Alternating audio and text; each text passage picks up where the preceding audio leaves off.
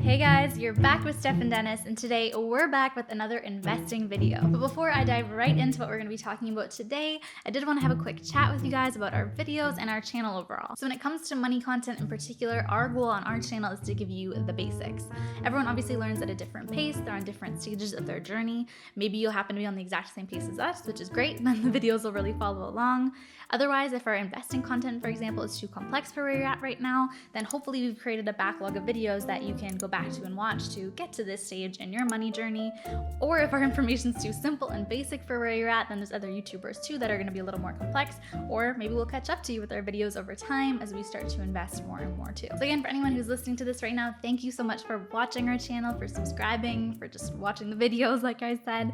We appreciate it so much, and obviously over time, as our knowledge grows as people, in money, in our careers, in our life overall, we're gonna elevate our content along with that knowledge as well. So with all of that said, today our video is going to be about the basics of trading, or specifically investing more so in individual stocks. We wanted to focus on this topic first, not because it's what everyone should be focusing on doing, but it's kind of a hot topic right now in the investing world and in the personal finance world. So we want to kind of close that education gap and give you all the knowledge you need if you are going to be looking into investing in individual stocks. Now we are going to do another video just like this on the basics of investing for passive income as well, probably 2 or 3 weeks from now. So stay tuned for that one.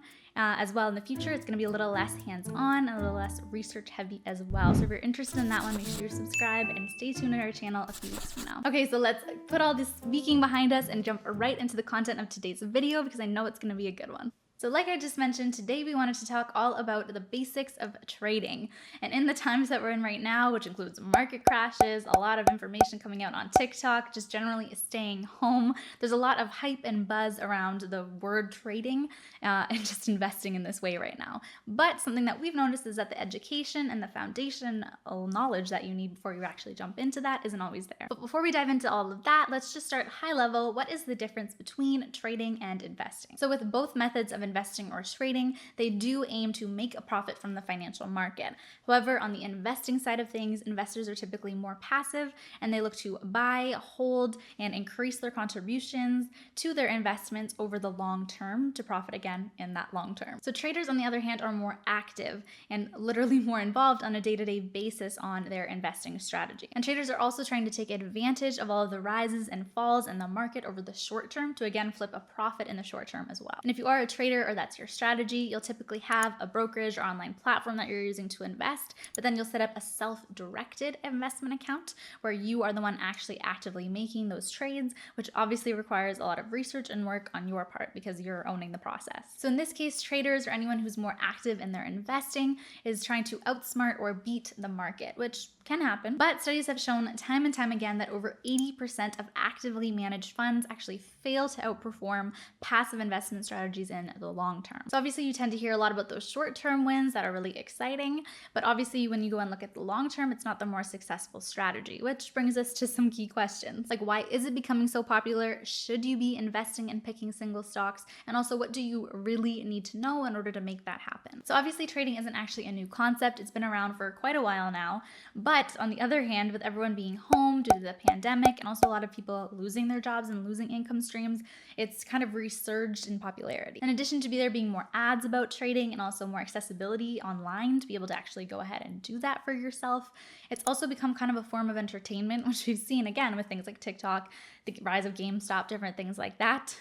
And also it's been a way to actually diversify and gain more income for people who need that in the short term. However, on the other hand, it can actually be pretty dangerous to throw yourself right into participating in trading if you either don't have the knowledge or don't have the time to gain knowledge and do some research on your purchases. And even Warren Buffett, a name you might know, actually discourages almost everyone from picking individual stocks because of those reasons. So to give you a recap or some background on my investing and my investing strategy, I currently have $12,000 invested in my passive investment stream with a robo-advisor, and I also contribute an additional $1,000 per month to that account. Now, on the other hand, I only contribute about $350 per month into my trading account. And within my trading account, I am doing some selection of single stocks, but so far they've been on the less risky and less volatile side, specifically and actually only in the energy, mostly renewable energy and telecommunication sectors. And actually, in my case, I'm mostly only even taking this risk of investing and selecting single stocks because I'm young, I do have the time to take more risks. I also want to learn more in this area, so I like that I can be hands-on and seeing things as they move, as I actually click the buttons and do my research. And it also helps me have stuff to share back on this channel as well, to share my experiences as I'm doing those learnings and going through the process. Now, if you're here watching our videos, maybe you're someone who's seen a lot of ads about trading, maybe you've been in some Facebook groups, maybe you've been following along on Reddit threads, and you're obviously interested in learning more. And that's great, but what's even more important is that we want you to also be just as interested in learning more about being knowledgeable, about how to grow your knowledge, and also know some of those fundamental terms and definitions that you need to know about this type of investing before diving right into it and throwing your money in there. So on that note, I'm going to pass it over to Dennis to start to talk to you about how you can actually get started and some of those basics that you do need to know. Okay, so with that being said, how do you actually go about trading or actively investing? So we're going to go over that in a second, but before we do that, I do want to point out that for us, our personal strategy is to put the majority of our money, and if you've seen any of our previous videos, that is what we're doing. We're putting the majority of our money into passively managed funds or passively managed investments that are going to grow for the long term. For us right now, our key focus really isn't on single stock investing. But anyways, number one, you have to choose an online brokerage or a platform for you to actually trade and actually manage your investments from.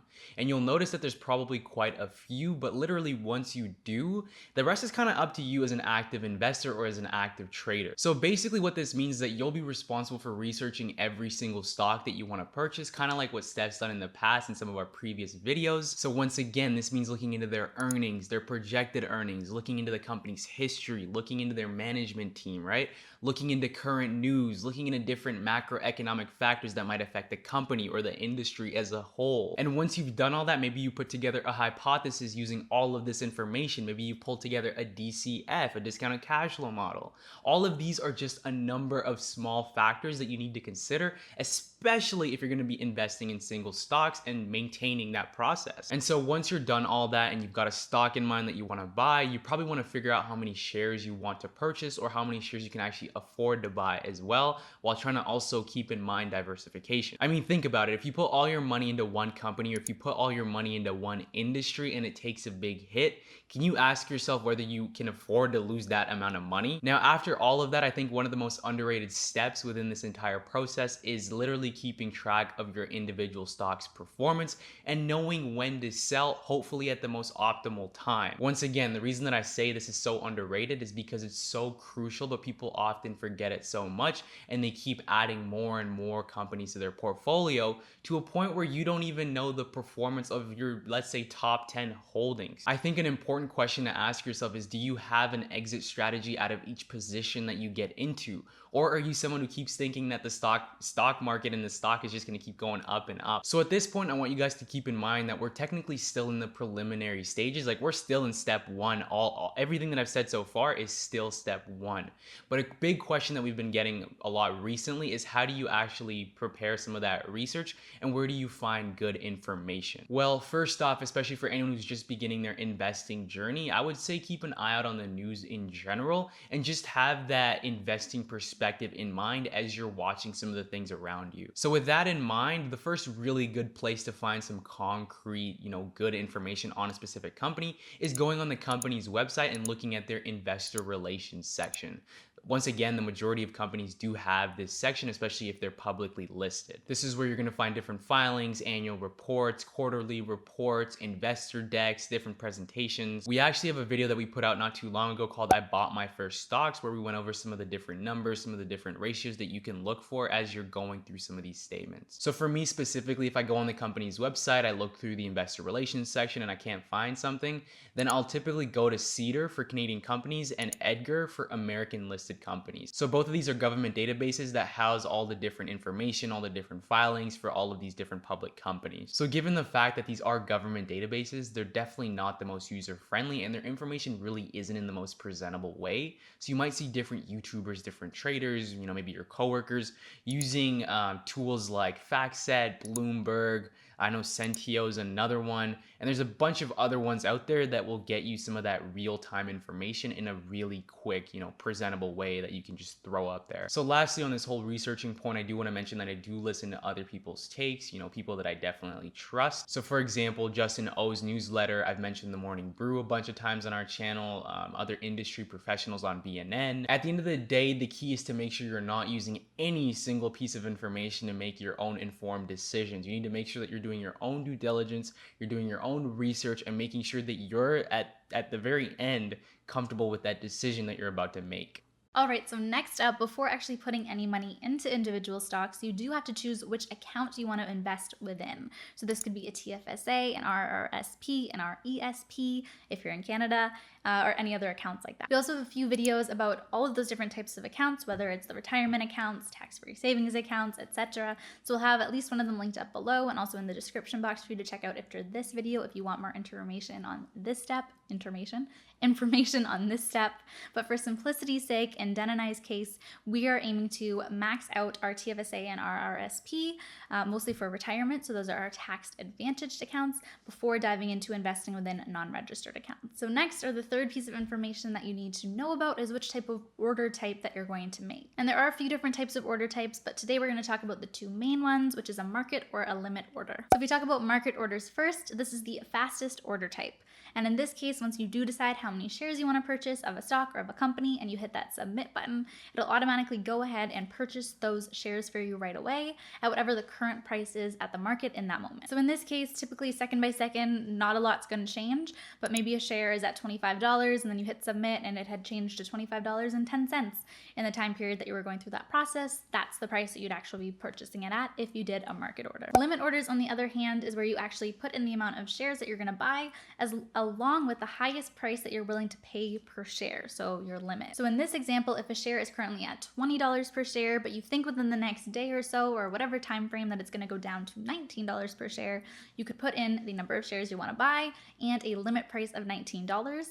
And then when you hit submit, it wouldn't purchase it right away. It would wait until the time, if and when it does go down to that $19 range. And if it never does, it continues to go up, or at least doesn't go as low as 19, your trade would just never go through. So after hitting that submit button, boom, you've purchased some stocks, or at least you have some orders out there waiting to be fulfilled. But keep in mind, this is when a lot of the hard work that Den was just mentioning before comes into play about when to buy more, when to sell, or when to just continue to hold on to the shares that you have.